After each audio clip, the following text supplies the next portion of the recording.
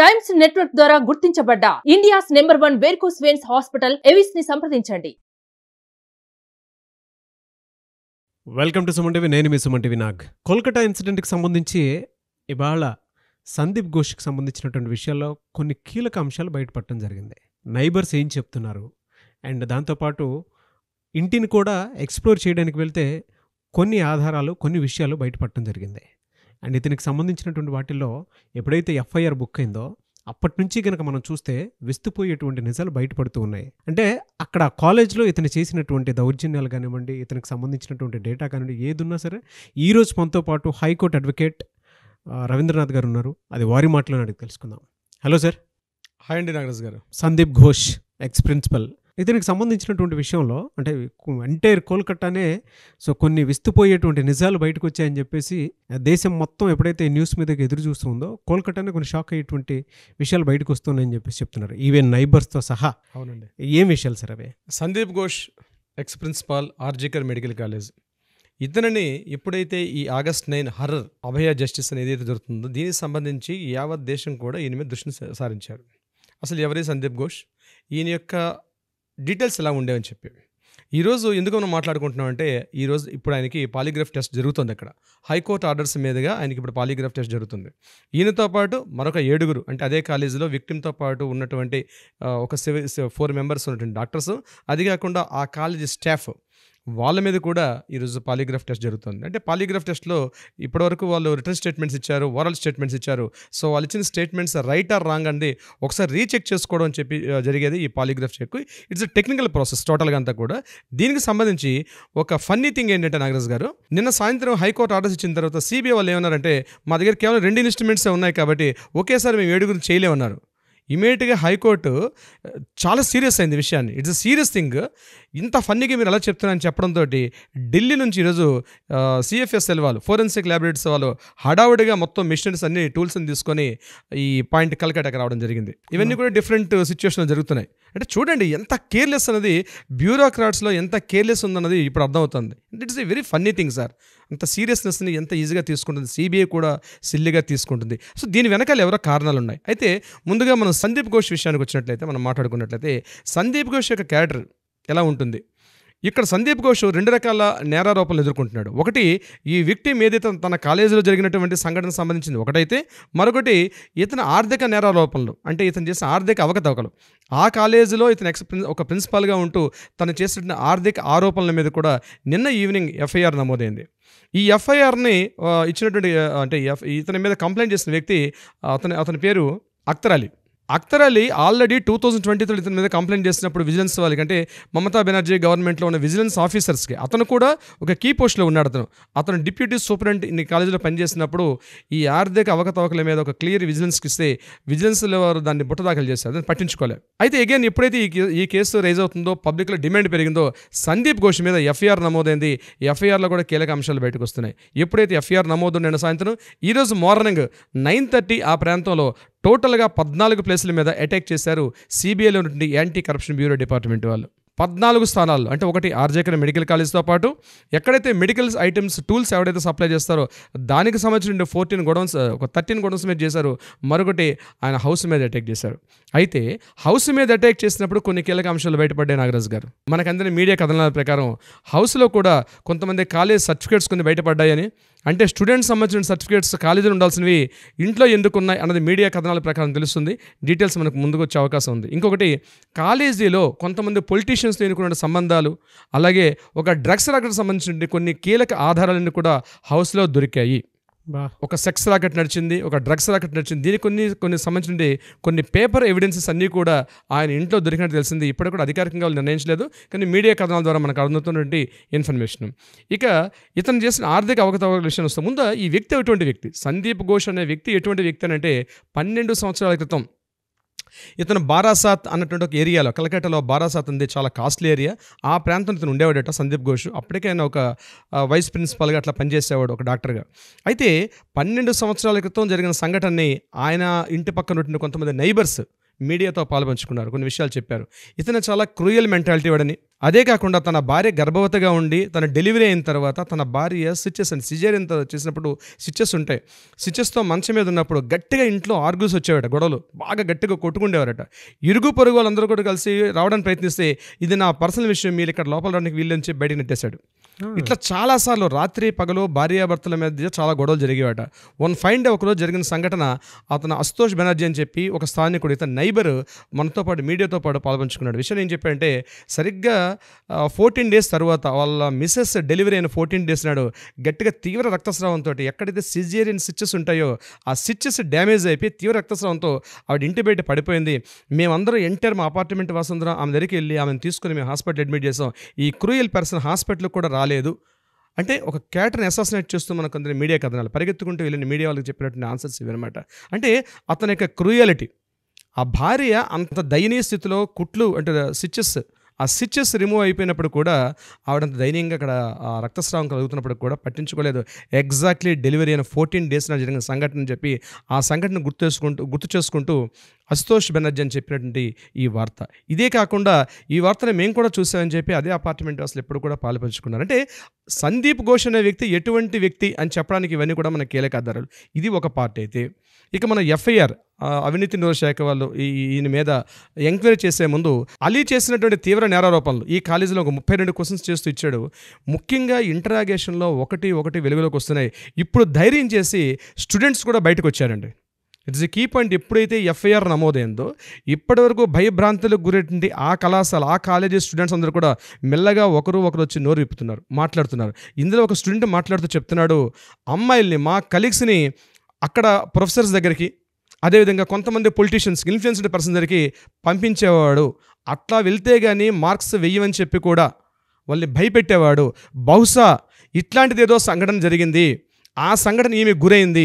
ఎవరు ఇప్పుడు మనం అనుకున్నటువంటి విక్టిమ్ గురైంది కాబట్టి ఏదో 2 వారాల నుంచి వాళ్ళ పేరెంట్స్ చెప్పారు, 2 వారాల నుంచి మా అమ్మ ఏదో తీవ్ర మానసిక వేద గురైంది, అసలు కాలేజీకి వెళ్ళనని చెప్పేది అని ఒక మాట చెప్పడానికి ఇక్కడ స్టూడెంట్స్ చెప్తున్నారు. మా కాలేజీలో సర్వసాధారణం అండి, ఒప్పుకుంటారు మా గర్ల్స్ అందరూ కూడా, అలా చేయకపోతే మేము మీకు మార్క్స్ వేయించి బెదిరిస్తారు. సో మా సర్టిఫికేట్స్ని వాళ్ళ చేతిలో ఉంటుంది, మా కెరీర్ వాళ్ళ చేతిలో ఉంటుంది, ఆ ఉద్దేశంతో మేము వెళ్ళాల్సి వస్తుంది అని స్టూడెంట్స్ ఈరోజు అందరూ కూడా బయటకు వచ్చి మీడియా ముందు మాట్లాడుతూ కనిపిస్తున్నారు.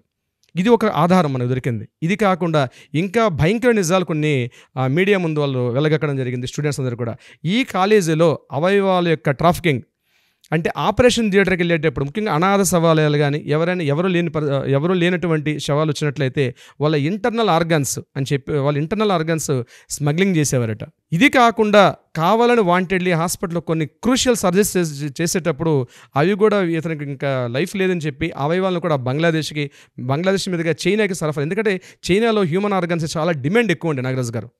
ముఖ్యంగా మనకి ఎగ్జాక్ట్లీ ఇది సీషోర్ దగ్గరగా ఉంటుంది, దగ్గరగా చైనా ప్రాంతానికి వెళ్ళడానికి అవకాశం.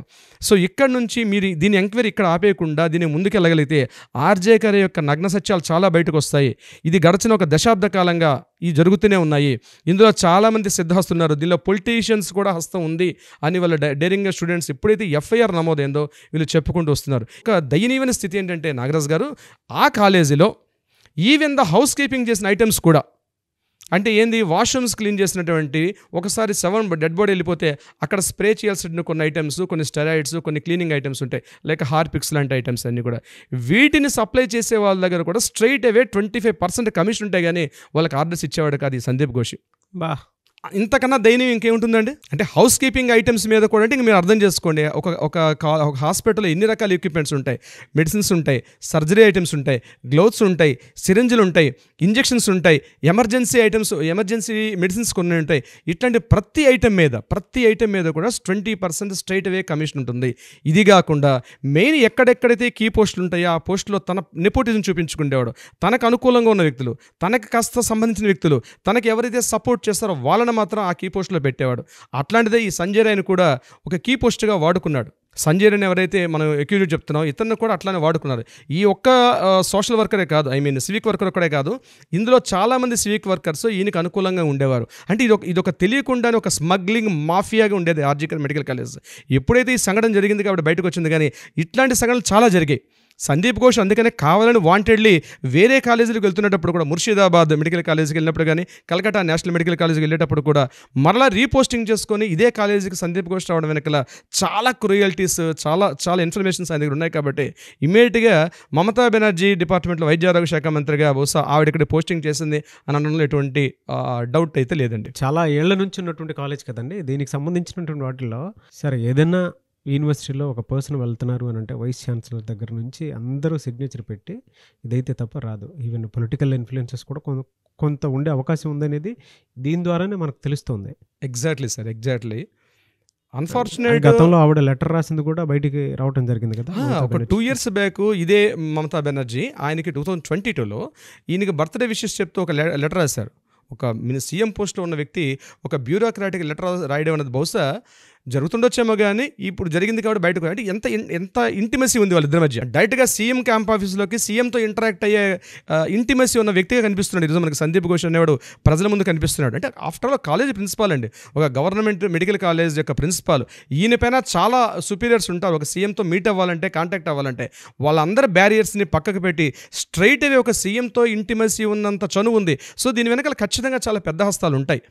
అయితే ఈ విషయం వల్ల మనకు తెలిసిన మరొక విషయం ఏంటంటే నాగరాజ్ గారు, కలకట్టా వెస్ట్ బెంగాల్లో ఒక కలకట్టా పరిసరాల్లోనే 48 గవర్నమెంట్ మెడికల్ కాలేజెస్ ఉన్నాయి. ఈరోజు ఆర్జికర్ మెడికల్ కాలేజ్ ఒకటి మనకు కనిపిస్తున్నప్పటికీ కూడా అట్లీస్ట్ ఈ న్యూస్ ద్వారా అయినా మిగిలిన మెడికల్ కాలేజీలు ఇంక ఇన్ని మెడికల్ కాలేజ్ ఇందులో ఇటువంటి యాక్టివిటీస్లో ఉన్నారు, ఈ అసోసియేషన్లో ఉన్నారు. ఎంత పెద్ద మాఫియా నడుస్తుంది, ఎంతమంది స్టూడెంట్స్ యొక్క లైఫ్ ఉందండి. ఇంకా ఈ సంఘటన జరిగిన తర్వాత కంప్లీట్గా ప్రొహిబిట్ చేశారు ఆర్జికర్ మెడికల్ కాలేజ్ మొత్తాన్ని కూడా.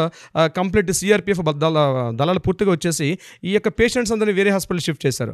August 30 వరకు ఇటువంటి ఇక్కడ మెడికల్ సంబంధించిన ఎటువంటి లావాదేవీలు చేయకూడదని స్ట్రైట్ అవే మనకి హైకోర్టు కూడా ఆర్డర్స్ ఇచ్చింది. చూడండి ఎంత న్యూసెన్స్ క్రియేట్ అయింది ఒక మనిషి చేసినటువంటి ఈ యొక్క డ్యామేజ్ వల్ల. సో నేనేమంటున్నానంటే ఈ 48 కాలేజీల మీద కూడా హైకోర్టు ఇప్పటికైనా సత్వర చర్యలు తీసుకొని వాటి మీద కూడా ఒక నిఘా పెడితే ఇంకా రావాల్సిన చాలా విషయాలు బయటకు వస్తాయి. ఇంకా దాక్కున్న మూల దాక్కున్న చాలా మంది బయటకు వస్తారండి. మాఫియా ఒకటి బయటకు వచ్చేది ఉంది. ఒక్క వెస్ట్ బెంగాల్లో ఒక మాఫియా జరుగుతుంది. ముఖ్యంగా కలకట్టా అంటేనే, వెస్ట్ బెంగాల్ అంటేనే చాలా వరకు సెక్స్ వర్కర్స్ ఉన్న ప్లేస్. మనం బహిరంగంగా చెప్పొచ్చు నాగరాజు గారు, అందరికీ తెలిసిన విషయమే.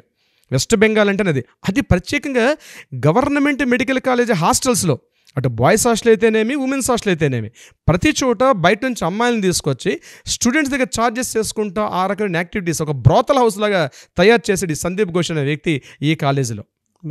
చెప్పుకుంటూ పోతే ఇట్లాంటి చాలా ఉన్నాయి నాగరాజు, మనకు బహుశా సెషన్ సరిపోదేమో, మన ఆడియన్స్ బోర్ కొడుతుంది చెప్తుంటే. అంటే పెట్టారండి కొన్ని టైటిల్స్ తోటి బాంబ్ షెల్ అలిగేషన్స్ అయితే ఇతని మీద ఉన్నాయి అని. అంటే చూడండి ప్రతి ఒక్కరికి షాకింగ్ గా ఉండేటువంటి విషయాలే, విస్తుపోయేటువంటి విషయాలే బయటపడుతున్నాయి. మరొక విషయం అండి, ఒక్కొక్క దాంట్లో నేను చదివాను, బాంబ్ షెల్ అలిగేషన్స్ ఒక్కొక్కటి బయటపడుతూ ఉన్నాయి వీటికి సంబంధించినటువంటిది. అండ్ కొన్ని చోట్లయితే దీనికి సంబంధించి పూర్తి డేటా వచ్చేంత వరకు పాలిగ్రఫీ టెస్ట్ కూడా వెళ్ళిపోతున్నారు కదా. చిన్నపిల్లల్ని నాగరాజు గారు, చిన్నపిల్లల్ని హాస్పిటల్లో డెలివరీ అయినటువంటి బెడ్ మీద డెలివరీ అయితే వితిన్ అవర్స్లో ఆ పాప అమ్మాయి ఎవరైతే డెలివరీ చేసినటువంటి గర్ల్, ఆ ఉమెన్ ఏదో ఒక స్పృహలో ఉంటే ఇంక రాకుండా ఆ యొక్క అనస్థీషియాలు ఉంటుంది ఆవిడ, ఇమీడియట్గా పిల్లల్ని కూడా మాయం చేసే సంఘటనలు, అనేక సంఘటనలు ఇదే ఆర్జికర్ మెడికల్ కాలేజ్ జరిగాయి.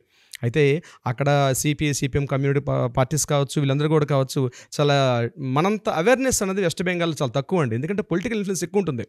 మీకు తెలుసు ఒక షాజహాన్ కేసు కూడా మీకు తెలుసు, మొన్న ఇదే మమతా బెనర్జీ గవర్నమెంట్లో అక్కడ ఒక మాఫియా నడుస్తుంటుంది, ఒక రౌడీ రాజ్యం వెళ్తూ ఉంటుంది. కానీ ఈరోజు ఎప్పుడైతే హైకోర్టు ముందుకు వచ్చిందో, సుప్రీంకోర్టు వాళ్ళు ఎప్పుడైతే ముందుకు వచ్చారో ఒక్కొక్క విషయాలు బయటకు వస్తున్నాయి.